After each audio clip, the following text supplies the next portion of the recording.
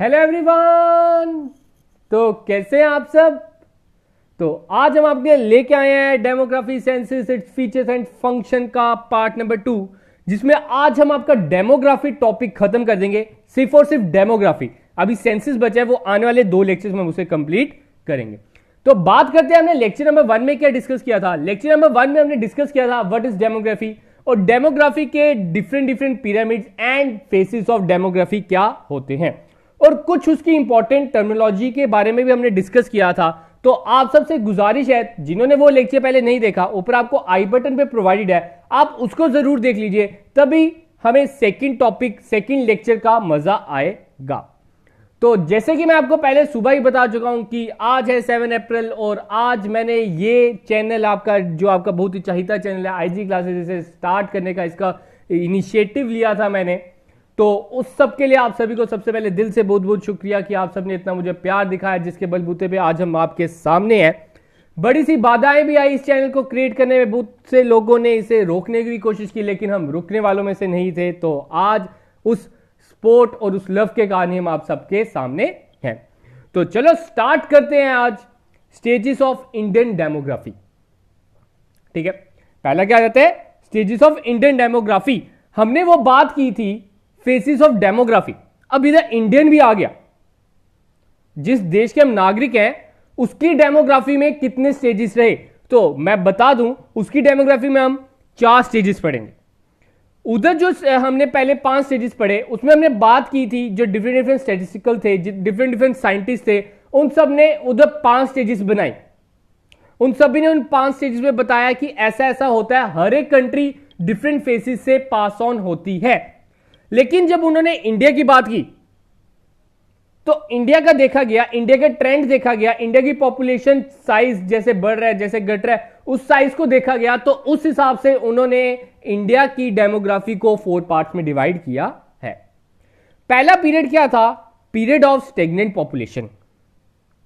कौन सा था पहला, पीरियड ऑफ स्टेगनेंट पॉपुलेशन। इसका आपने टाइम पीरियड याद रखना है, मैंने आगे ब्रैकेट में लिखा हुआ है। 1901 से लेकर 1921 के बीच में ये आपका स्टेगनेंट पॉपुलेशन रहा था।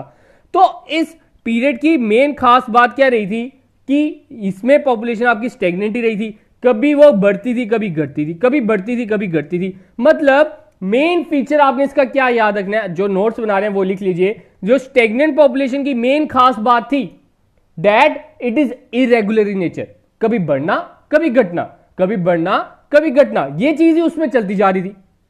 ठीक है, उसके मेन रीजन क्या थे, कभी फेमाइन आ जाते थे, कभी वॉर्स हो जाती थी, कभी प्लेग्स आ जाते थे। इनके कारण कभी आपकी पॉपुलेशन बड़ी ज्यादा हो जाती थी और बड़ी कम हो जाती थी। तो मोर और लेस इसका इफेक्ट नील रहता था। ठीक है, इसके कारण क्या होता थी, आपकी पॉपुलेशन स्टेगनेंट ही रहती थी। फिर पीरियड 1 के बाद आया period number 2, that is your period of steady growth. Growth करने लगे, हम बढ़ने लगे। After it population growing at a rate of more than 1% per year. हमने ऊपर क्या पढ़ा, पहला पीरियड क्या था 1901 से लेकर 21 तक। 21 के आगे क्या हुआ, अब हमने सिर्फ बढ़ना ही बढ़ना है, नीचे देखना ही नहीं है, घटे ही नहीं। उसके बाद से हम घटे ही नहीं 1921 के बाद। उसके कारण 1921 जो था आपका year of great demographic divide के नाम से भी जाना जाता है। 1921 से पहले हमारा ग्राफ कुछ इस प्रकार था, लेकिन 1921 के बाद कुछ इस प्रकार हो गया, चलता गया ऊपर की ओर एंड सो ऑन। तो आपने याद रखना है, ये जो मैंने जिसको सर्कल किया ये मोस्ट इंपॉर्टेंट है। बड़ी बार क्वेश्चन पूछा जाता है एग्जाम में कि कौन से ईयर को डेमोग्राफिक डिवाइड का पीरियड माना जाता है, दैट इज योर 1921। और क्यों माना जाता है, क्योंकि उसके बाद हमने पीछे मुड़ के नहीं देखा, हमारी पॉपुलेशन सिर्फ और सिर्फ बढ़ती ही गई और बढ़ती ही गई। अब पढ़ लेते हैं क्या लिखा है इस पीरियड के बारे में। After it population growing at a rate of more than 1% per year. इसके बाद पॉपुलेशन बढ़ने लगी 1% के हिसाब से। ग्रोथ रेट कितना दिखा रहा था, 1% से भी ज्यादा। The cause of this increase growth rate was not a rise in fertility but A decline in mortality. अब इसको भी आप नोट डाउन कर लो। वो कह रहा है हमारी ग्रोथ तो हुई, लेकिन मेन रीजन ग्रोथ करने का ये नहीं था फर्टिलिटी, मेन रीजन क्या था? डिक्रीज इन मोर्टिलिटी, मतलब डेथ रेट में कमी होना। इसका मेन रीजन क्या था? डेथ रेट कम हो गया। बर्थ रेट बढ़ना मेन कॉज नहीं था, वो तो बर्थ रेट हमारा फर्स्ट स्टेज में भी बढ़ ही रहा था सेम रेट से, लेकिन जो डेथ रेट था वो थोड़ा घट गया। अब कम डेथ होने लगी, हमें मेडिकल फैसिलिटीज अच्छी मिल गई, ठीक है, अच्छे अच्छे डॉक्टर्स हमारे इधर प्रोड्यूस होने लगे, उसके कारण हमारी ये सेकंड स्टेज कहा गया पीरियड ऑफ स्टेडी ग्रोथ। और पीरियड क्या था इसका? 1921 से लेकर 51। अब बात करते हैं अपना थर्ड पीरियड। थर्ड पीरियड में बात की गई period of rapid high growth. अब भी था हमारा स्टेडी ग्रोथ, ग्रोथ ऊपर थोड़े गए, अब रैपिड, बड़ी तेजी से आगे बढ़े, अब ठीक है, रफ्तार पकड़ ली हमने, बड़ी आगे तक भागे हम। इधर हम अभी 1% की ग्रोथ रेट शो कर रहे थे। अब आप देखो ये जो आपका 1951 का पीरियड आया, इसके बाद तो ग्रोथ रेट तो कुछ ज्यादा ही ऊपर की ओर भागी। अब हमारा जो ग्रोथ रेट था वो 2% के भी ऊपर चले गया। इससे पहले 1% के ऊपर था, अब 2% के भी ऊपर चल गया। मतलब हमने बहुत ही तेजी से रफ्तार पकड़ी। हमने कहा कि हम सभी देशों को पीछे छोड़ देंगे, ठीक है, किसके मामले में? पॉपुलेशन के मामले में। उसके कारण इस पीरियड को बोला गया period of rapid high growth and is often refer to as the period of population explosion. तो आपसे पूछा जा सकता है पीरियड ऑफ रैपिड एक्सप्लोजन या पॉपुलेशन एक्सप्लोजन किसे कहा जाता है? That is your period of rapid high growth. Next आया period of high growth with definite science of slowing down. ठीक है, फिर से एक बार बता देता हूं। सेकंड केस क्या था? पीरियड ऑफ स्टेडी ग्रोथ, मतलब ग्रोथ होना स्टार्ट होगी। बाद में क्या हुआ? Period of rapid high growth, बड़ी तेजी से ग्रोथ हुई। अगला आया पीरियड ऑफ हाई ग्रोथ, लेकिन कुछ ऐसे हमें साइंस मिले कि हां अब हम थोड़े से घट रहे हैं। इस केस में हमारा क्या था? 1% की ग्रोथ रेट हो रही थी। इसमें क्या हुआ? 2% की भी ऊपर चल गई हमारी ग्रोथ रेट। अब क्या हुआ? हमारी ग्रोथ तो हो रही थी, लेकिन ग्रोथ रेट में थोड़ी सी कमी आई, 2% के थोड़ी सी नीचे आ गया। जैसे कि मैंने इधर साफ तौर पे लिखा हुआ है, highest ever growth rate is 2.22% recorded in 1971। ये भी आप नोट डाउन कर लो, कौन से साल में, कौन से पीरियड में आपकी ग्रोथ रेट सबसे ज्यादा थी? That is your 1971। कितना? 2.22%। ग्रोथ रेट को मैं आपको डिटेल में बताऊंगा आपके सेंसस टॉपिक में भी, ठीक है। 2.22% के हिसाब से बढ़ने लगी 1971 में।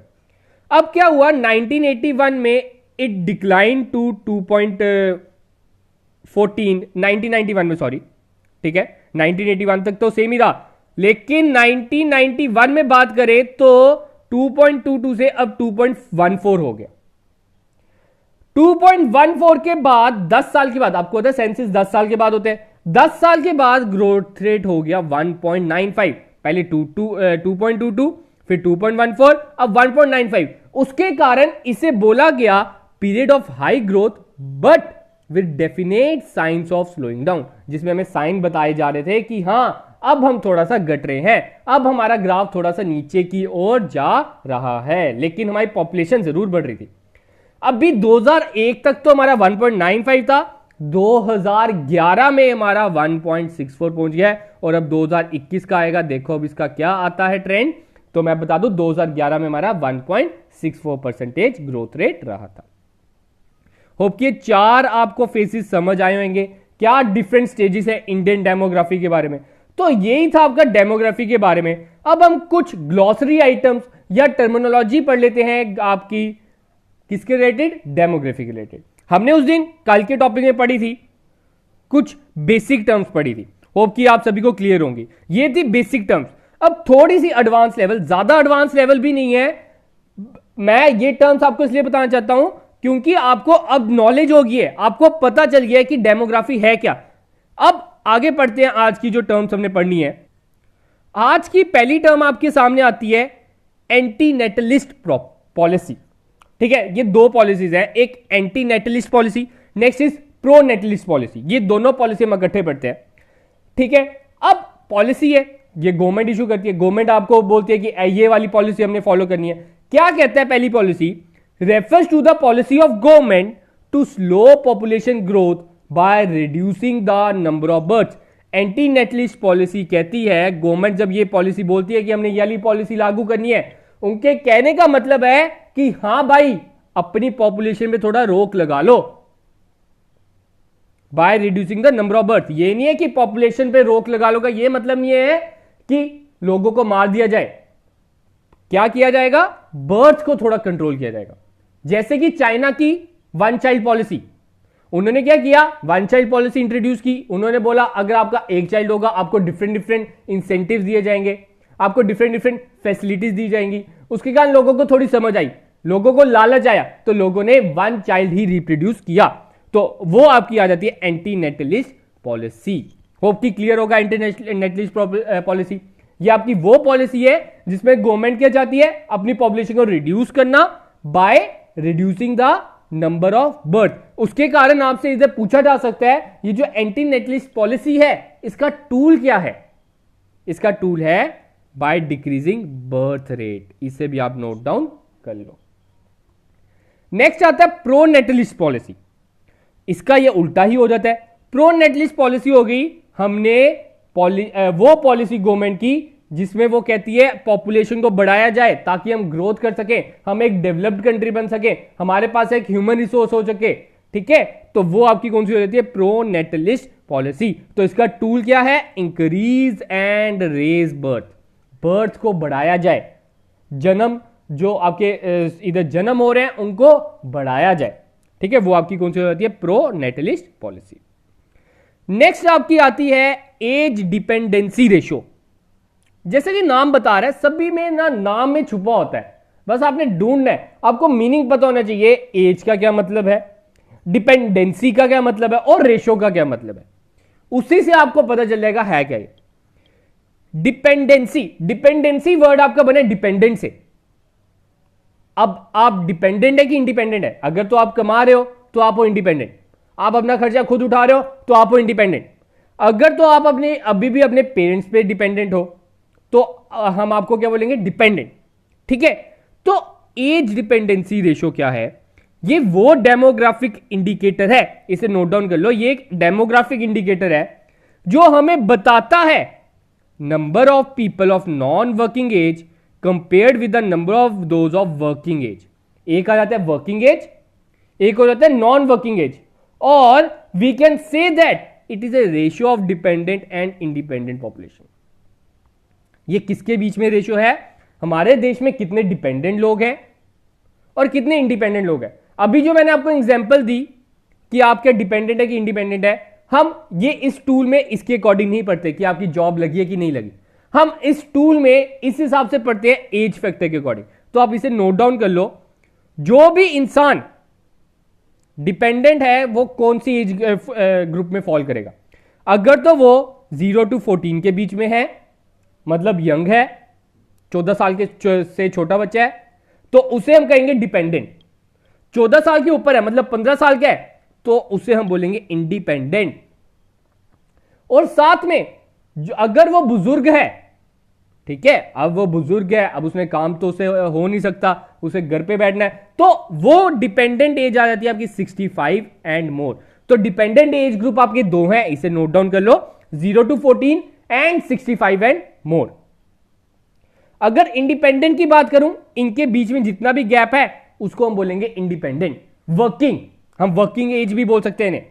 ठीक है, तो क्या है हमारा age dependency ratio? It is a ratio between working and non working population. हम पता करते हैं हमारे देश में कितने वर्किंग लोग हैं as compare to non working people. ठीक है, इसी के बेस पे हम ये दो और टर्म्स पढ़ते हैं। ठीक है, इसी बेस पे एज डिपेंडेंसी रेशियो पे अब हम और कौन सी दो टर्म्स पढ़ते हैं? That is your demographic dividend. मैंने आपको अकाउंटेंसी में बताया था व्हाट इज डिविडेंड।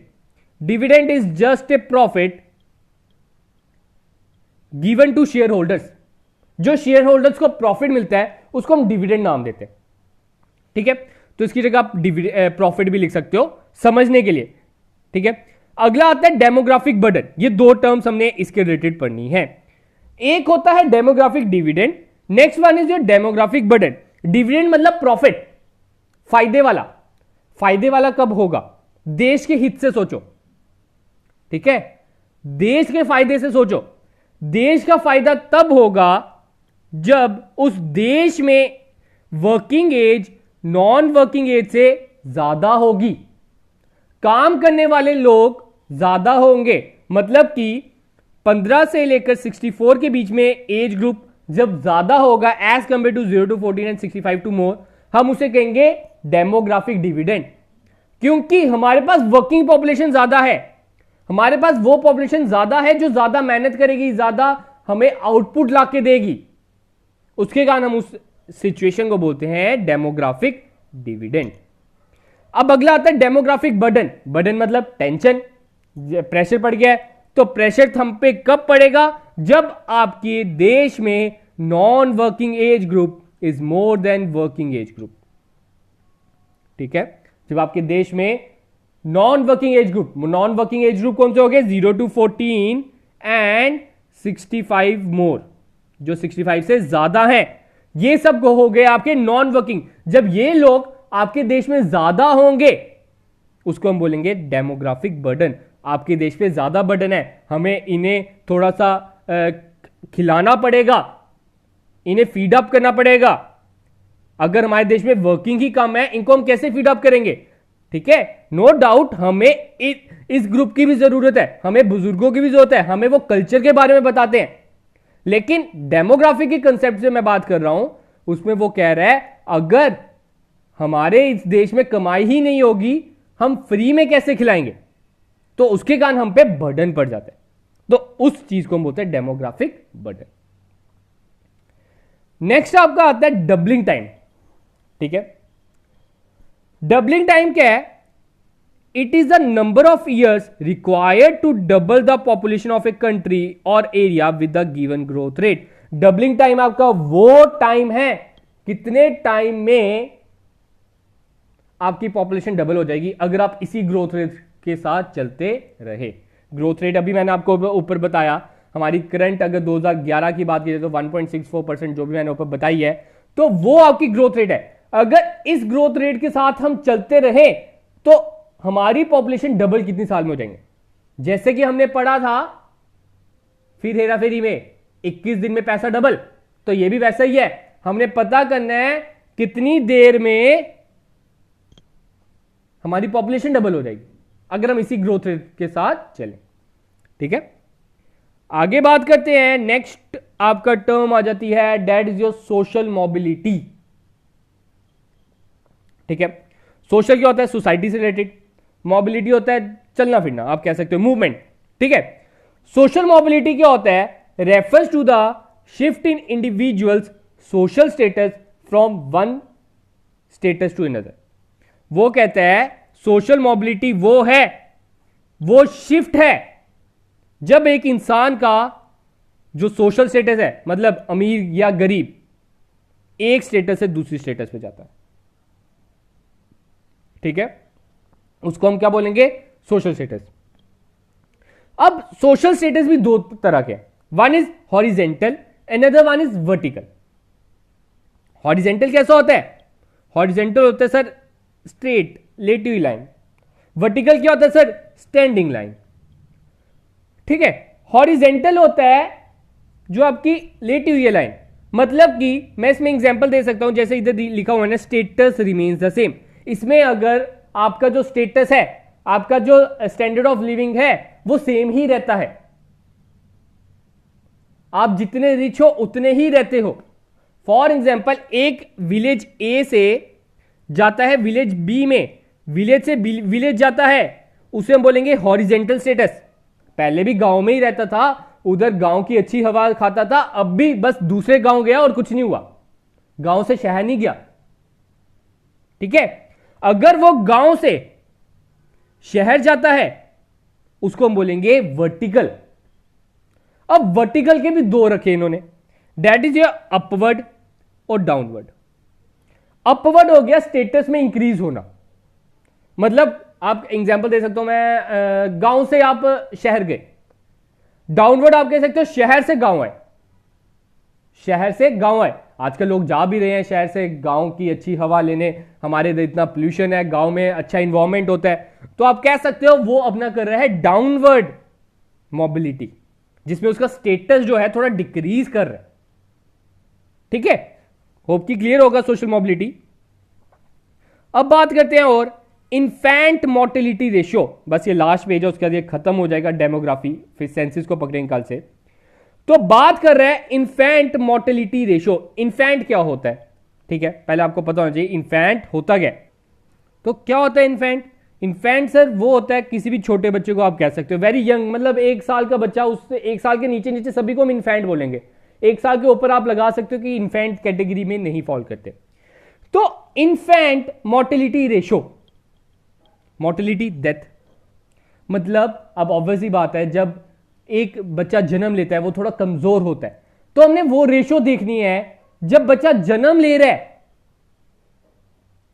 तो कितने बच्चों की डेथ हो रही 1 साल के अंदर अंदर ही, तो उस रेशियो को हम बोलेंगे इन्फेंट मोर्टेलिटी रेशियो। मतलब कि नंबर ऑफ डेथ्स पर 1000 live births of children under 1 year of age, कितने बच्चों की डेथ हो गई as compare to live birth of children under 1 year of age, 1 साल के अंडर अंडर वाले सभी। ठीक है, इन्फेंट मोर्टेलिटी रेशियो ये है। नेक्स्ट आता है मैटरनल मोर्टेलिटी रेशियो। ठीक है, तो ये आ गया इन्फेंट, अब आ गया मैटरनल मोर्टेलिटी रेशियो। मैटरनल क्या होता है? आप इंग्लिश में लिखते हो sir maternal uncle, paternal uncle. Maternal होता है मदर वाली साइड से, पैटर्नल क्या होता है? फादर वाली साइड से। ठीक है, तो ये भी मदर से रिलेटेड वर्ड है, मदर मोर्टेलिटी रेशियो आप कह सकते हो। मतलब कि number of mothers death during a given time period पर, अब इसका ध्यान रखना, हम जब मैटरनल मोर्टेलिटी रेशियो पढ़ते हैं उसमें हम 1 लाख से कंपेयर करते हैं, ना कि 1000 से। ठीक है, मैटरनल मोर्टेलिटी रेशियो क्या है? It is a number of mothers died during a given time period पर 1 lakh live birth during the same time period due to pregnancy. Pregnancy के टाइम पे बड़ी सी मदर्स की डेथ हो जाती है, तो उस टाइम पे कितनों की डेथ हुई as compare to 1 lakh live birth, उस रेशियो को हम क्या बोलेंगे? Maternal mortality ratio. होप की क्लियर होगा। तो यही थी आपकी कुछ important terms, important terminology, important glossary items आप कह सकते हो जो आपको पता होना चाहिए। इसके रिलेटेड आपको एमसीक्यू आ सकता है। अब साथ में आपने एक और चीज याद रखनी है, मैंने आपको लास्ट वीडियो में बताया था that is your father of demography. कौन थे हमारे फादर ऑफ डेमोग्राफी? सर हमने पढ़ा था फादर या founder of demography is John grunt. ठीक है, लेकिन अगर आपको उधर एमसीक्यू आ जाता है father of demographic studies, demographic study करने के लिए उसके फादर कौन है? That is your Karl Marx. इसे आप नोट डाउन कर लो। अगर उधर फादर या फाउंडर ऑफ डेमोग्राफी ही आता है सिंपल, तो that is your John grunt. लेकिन अगर उसकी स्टडी की बात की जाती है तो that will be your Karl Marx. ठीक है, तो बात करते हैं, तो कौन थे ये एक जर्मन फिलोसफर थे। तो ये था आपका सारा डेमोग्राफी के रिलेटेड जो भी मुझे इंपॉर्टेंट लगा मैंने आपको बता दिया है। अब हमारा नेक्स्ट रहेगा सेंसिस। सेंसिस में हम कुछ पढ़ेंगे, 2011 के रिव्यूज देखेंगे कि 2011 में हमारे सेंसिस के क्या रिजल्ट आए थे, फिर उसके कुछ फीचर्स ऑफ फंक्शन के बारे में हम उसे 2 लेक्चर्स में उसे कंप्लीट करेंगे। तो उसके बाद आपका ये जो डेमोग्राफिक एंड सेंसिस टॉपिक है ये भी कंप्लीट हो जाएगा, जिसमें से चांसेस है, मैंने आपको कल ही बताया था 4 नंबर के चांसेस हैं कि 1 नंबर आप स्टैट्स में लगा सकते हो और साथ में 3 नंबर आप जीके पोर्शन में इसमें लगा सकते हो। तो गाइस आज के लिए हम अपनी वीडियो इतनी रखते हैं। होप कि आपको वीडियो अच्छी लगी होगी। अगर वीडियो अच्छी लगी है तो लाइक बटन को जरूर दबाएं और दोस्तों के साथ इस वीडियो को जरूर शेयर कीजिए ताकि हमारी आवाज ज्यादा से ज्यादा बच्चों तक पहुंच सके और सभी की मदद हो सके। तो thank you guys, have a good day and enjoy your day guys.